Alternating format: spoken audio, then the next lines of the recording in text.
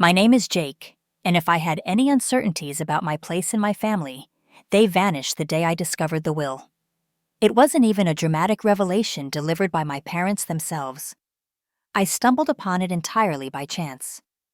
This occurred a few months back when I was at their residence, the same one I'd been assisting them in maintaining for the past 5 years, covering the mortgage, occasional grocery expenses, and even handling repairs. I was the one holding everything together, while my brother Eric did absolutely nothing. And when I say nothing, I mean it. No job, no obligations, simply lounging around, waiting for life to present him with everything on a silver platter, which my parents were apparently more than willing to provide. That day, I was assisting my dad with some paperwork because, as usual, neither of them could be bothered to figure things out themselves. He'd asked me to scan some documents for him, a collection of legal and financial papers, and I didn't think twice about it until I spotted it. A folder labeled Estate Plan and Last Will and Testament, sitting right there in the stack. Now, I don't typically snoop, but curiosity got the better of me. After all, I had been the one ensuring they had a roof over their heads. It wasn't entirely inappropriate to wonder how things were arranged for the future. So, I opened it, and that's when I saw the words that made my stomach churn. Everything, and I mean everything, was going to Eric. The house, their savings, their assets. Not a single mention of me, except for some generic lines about loving both their sons equally. Yeah, sure, equally. That's why they ensured their golden child would inherit everything, while the son actually keeping them afloat didn't even warrant a footnote. I felt like a fool. Here I was, bending over backward for them, ensuring their bills were paid on time, making sure they never had to worry about food, while they sat back and planned for a future where I received absolutely nothing. And Eric? He wasn't just lazy, he was entitled. He never lifted a finger to help them, never contributed a dime, but he had somehow convinced them that he deserved it all. Maybe it was because he was the younger son, maybe because they had always babied him, maybe because he knew exactly how to manipulate them. Whatever the reason, they had made their choice.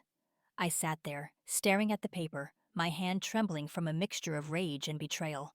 How long had they planned this?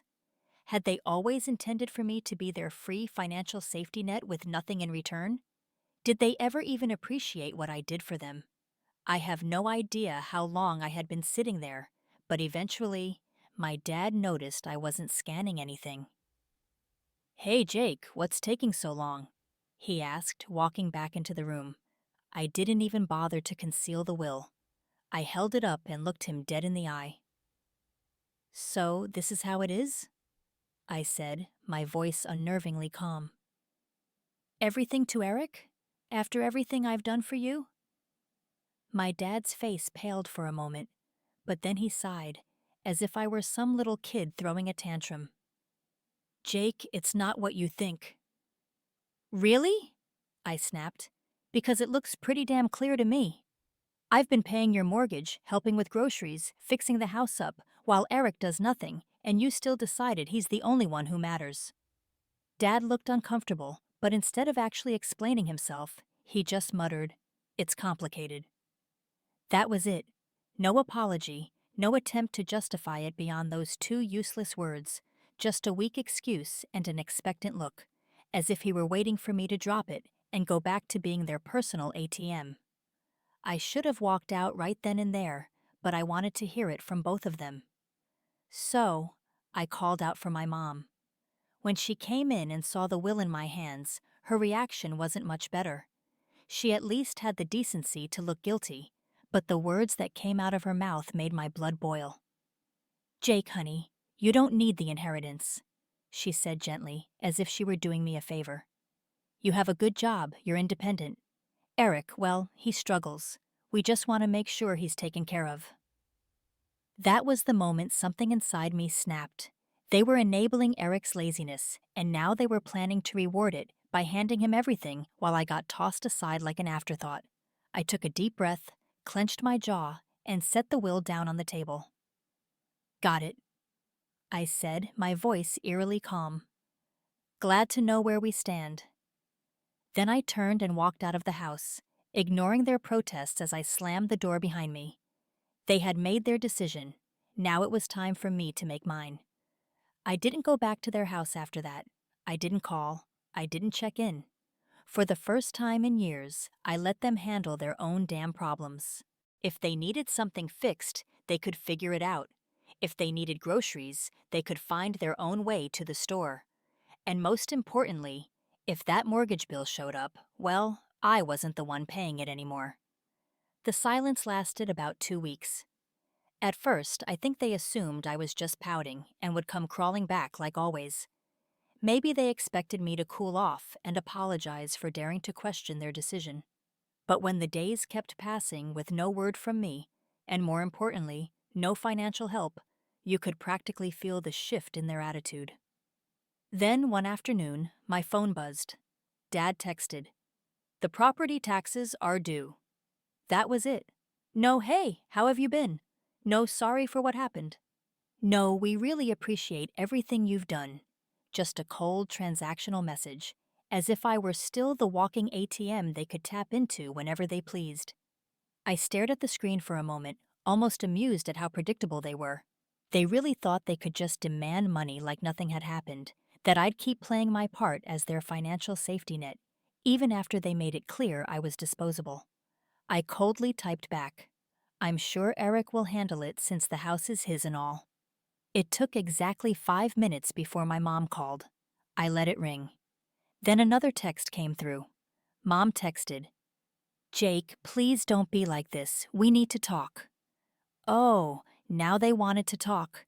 Now that their bills were piling up and reality was finally slapping them in the face. I waited an hour before replying. "There's nothing to talk about. You made your choice. Now you can live with it." I figured that would be the end of it for the day. I had made my stance crystal clear, and there wasn't a single part of me that felt guilty about it. But then Eric decided to chime in. His text came in late that evening, and the second I saw his name pop up on my phone, I knew it was going to be something obnoxious. Sure enough, when I opened it, I was greeted with pure entitlement. Eric texted, "Dude, why are you being such a drama queen? It's not a big deal. Just help them out like you always do." I nearly laughed. Not a big deal? He was really acting like I had no right to be mad about this. I typed back, "No, I think you've got it covered since you're the favorite and all." Eric texted, "Oh my God, are you seriously mad about the will? Grow up, man, it's just money." Oh, now it was just money. Now that it was his to inherit. It suddenly didn't matter. The hypocrisy was astounding. I shot back, "Then you won't mind using some of that money to pay for the mortgage, right?" Silence. A few minutes later, my mom texted me again, this time going full guilt trip mode. Mom texted, "Jake, we're your parents. Family takes care of each other. We did so much for you growing up, and now you're just abandoning us." I had to take a deep breath to stop myself from throwing my phone across the room. Abandoning them? I had spent years making sure they never had to struggle, all while they coddled Eric and rewarded his laziness. And now that they finally had to deal with the consequences of their own decisions, I was the bad guy. I wasn't falling for it, not this time. I responded, "You made it clear I wasn't part of the family when you left me out of the will. Now Eric can take care of you." I could imagine my mom gasping dramatically at that. She always had a flair for acting like the victim, even when she was the one in the wrong. A few minutes later, my dad sent another text, and this one had me seething. Dad texted, "We're not asking for much, just enough to cover the mortgage for a few more months until we figure things out. Don't be selfish." Selfish? The word made my blood boil. I had been bailing them out for years, sacrificing my own money, time, and energy to make their lives easier. I had done everything a good son was supposed to do, and how did they repay me? By making sure I got nothing in return. And now, when I was finally standing up for myself, I was the selfish one. I clenched my jaw, took a deep breath, and typed back, "No, I'm done." Then I turned off my phone. They had made their choice. Now they were going to live with it. The silence lasted a day. I knew my parents wouldn't give up that easily, but I wasn't expecting what happened next. The next morning, I woke up to a notification on my phone, a bank transfer request. I frowned, unlocking my phone to check it. It was from my mom. She had actually sent me a request for money, like I was some ATM. The amount? 3,500. I stared at it in disbelief, half laughing at the audacity. No message, no explanation, just a cold, shameless demand for the exact amount they needed to cover their overdue mortgage. They weren't even asking anymore. They were just assuming I'd cave. I declined it without hesitation. Not even 5 minutes later, my phone rang. It was Mom. I let it ring. Then came another text. Mom texted, "Jake, I know you saw the request. Why did you decline it?" I took my time before replying. Because it's not my responsibility. Try Eric. Another call, declined. Then another text. Mom texted, "We're going to lose the house if you don't help us." Oh, now it was an emergency. After all those years of treating me like a walking wallet, now they were finally facing the consequences. I typed back, "Maybe you should have thought about that before deciding I didn't matter." A few seconds later, Dad chimed in. Dad texted, "You're really going to let your parents become homeless?" Wow, that one actually made me laugh out loud. The manipulation was so blatant it was almost funny. They weren't broke, they weren't about to be thrown on the streets, they just didn't want to dip into their own savings because they were so used to me covering everything. I ignored them for the rest of the day. That night I got a text from Eric. "Dude, just send them the money already. You're making this a bigger deal than it is." I clenched my jaw. This entitled little prick really thought he could lecture me. I typed back, "You mean the same money you're inheriting? Why don't you send it?" His response came fast. Eric texted, "You know I don't have that kind of cash right now." Oh, so now it was about affordability. He was perfectly fine with me draining my accounts. But the second it was his turn, suddenly he had nothing to offer. I replied, "Guess you better figure it out then, bro. You're the one they chose." No response. I went to bed feeling oddly at peace, like I had finally broken free from years of manipulation. But the next day, things escalated. I was at work when I got a call from my apartment's front desk. "Hey, Jake, your parents are here." I nearly dropped my phone. "What?" She hesitated before adding, "They're saying it's an emergency and that you won't answer their calls." Oh my God, they showed up at my apartment just because I stopped paying their bills. I took a deep breath, pinching the bridge of my nose. "Please don't let them up. I'm not expecting them." There was an awkward pause. They're being kind of pushy." I clenched my jaw. "I don't care. They can leave." I hung up and immediately got a text from Mom. "We're downstairs. Open the door." No question, no explanation, just another demand. I didn't reply. Another text from Mom. "Jake, we're not leaving until you talk to us." I exhaled sharply, standing up from my desk. They weren't going to back down. Fine. I was about to teach them a lesson they wouldn't forget. I grabbed my keys and stormed downstairs, my blood boiling. I wasn't scared, I was furious. The sheer audacity of these people to show up at my home, uninvited, demanding money like I was their personal ATM. Not even a phone call first, not even a half-hearted apology, just a full-on ambush. They really thought they could just corner me into submission, like I was some naive kid. I yanked the door open, and there they were. Mom, Dad, and of course, Eric, all standing in a tight little formation, like they were about to stage a family intervention.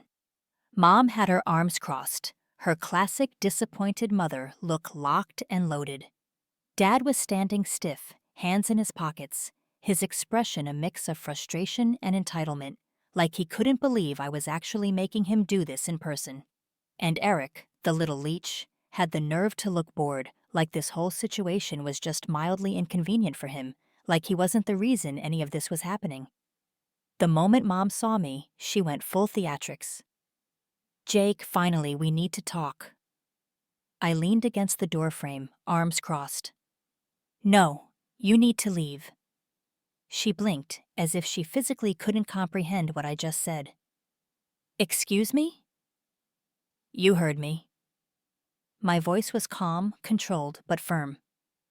You don't get to just show up at my apartment demanding money. That's insane. Dad let out a sharp scoff. Are you really going to let us lose the house over a petty grudge? I let out a cold laugh. Petty grudge? Oh, you mean the one where you decided I was good enough to pay your bills, but not good enough to be in your will? That grudge? Mom gasped, clutching her chest like I had just slapped her. Jake, that's not fair. We only did what we thought was best for the family. I tilted my head. Best for the family? You mean best for Eric, just say it. Silence. Long, heavy silence. Eric, who had been weirdly quiet up until now, finally spoke up. Look, man, I don't even want to be involved in this. I didn't ask for anything. I turned to him, finally letting loose. No, you just sit back and take everything that's handed to you. You're 28 years old, Eric. Get a damn job. His face turned red. Dude, what the hell? I took a step closer. You heard me. You want to inherit the house, start acting like a homeowner. You want to be the golden child, start paying their damn bills. I'm done being your personal bank.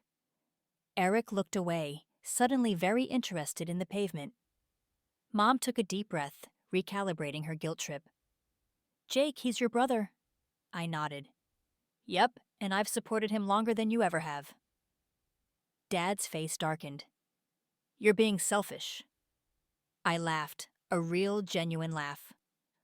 Oh, that's rich coming from you. I gestured between them. You two decided that Eric deserved everything, and I deserved nothing. And now that it's time to pay the price for that choice, you're trying to manipulate me into fixing it for you. Not happening. Mom's voice sharpened. We thought you'd be mature about this. I raised an eyebrow. Mature? You mean quietly accept that I was betrayed and keep paying your bills? Because let's be real, that's what you wanted. Dad stepped forward, trying to loom over me like he used to when I was a kid. Jake, we raised you, we fed you, clothed you, gave you everything.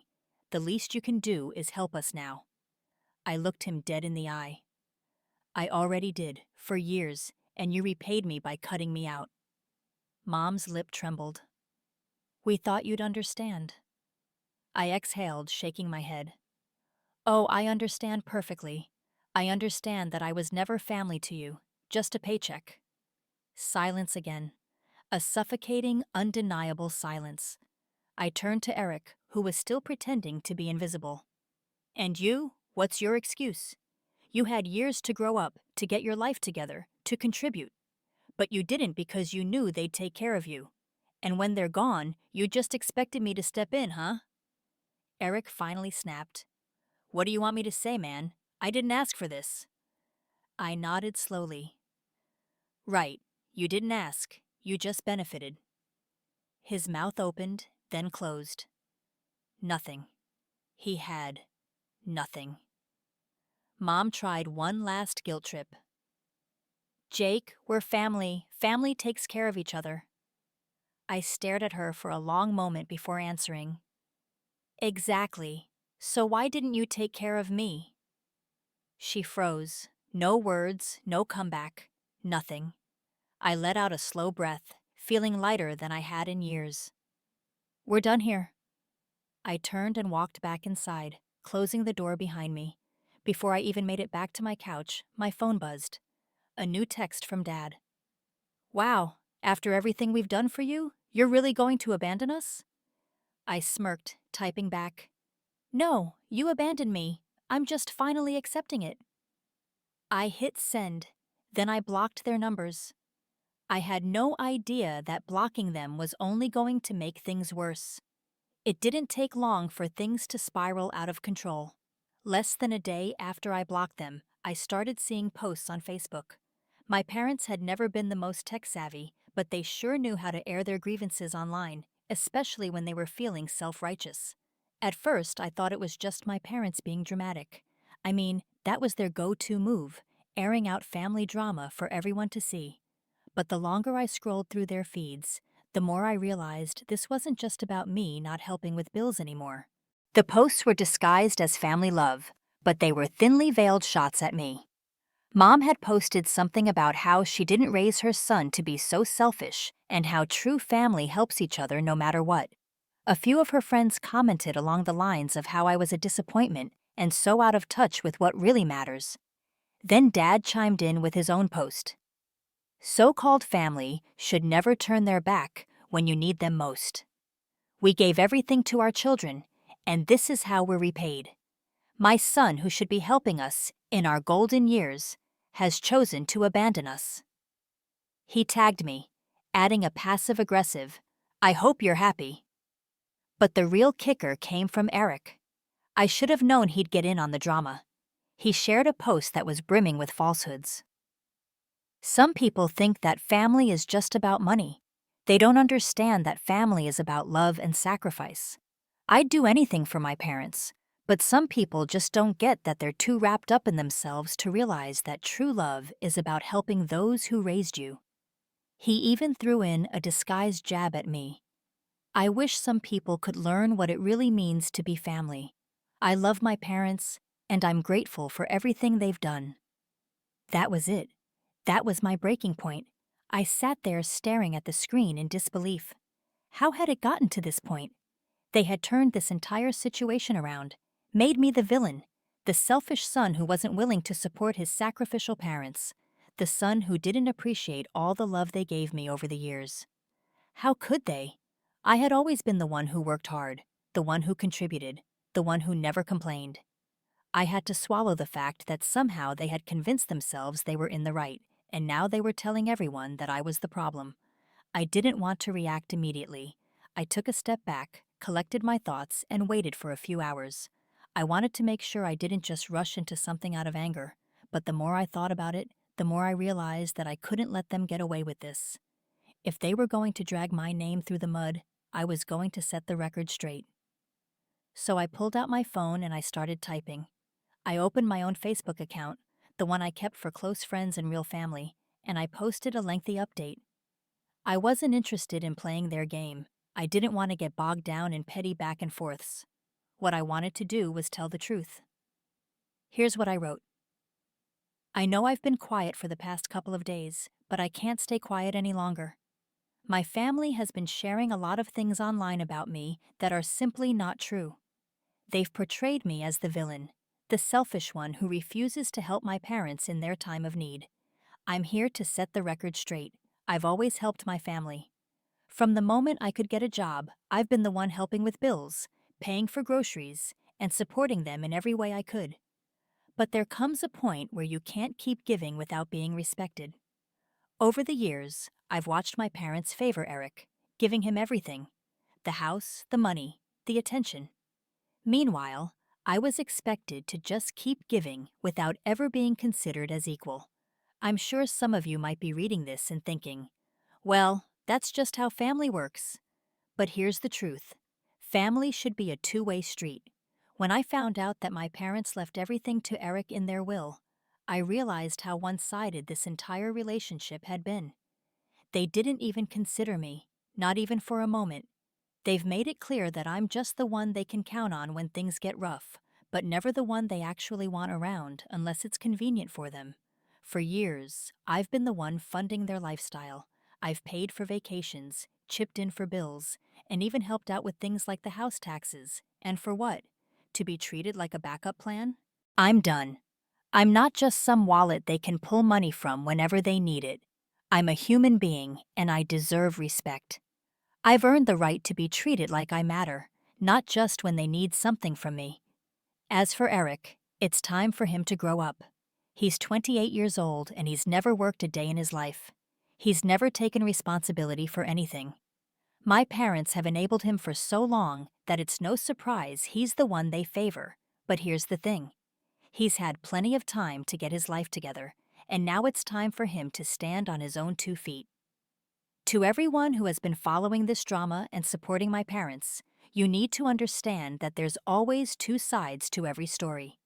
Yes, family is important, but it's also about mutual respect. I've given enough for a lifetime, and I'm not apologizing for taking a step back. This is not me turning my back on family. This is me finally choosing myself. And to my parents, I wish you the best, but I am done being your doormat.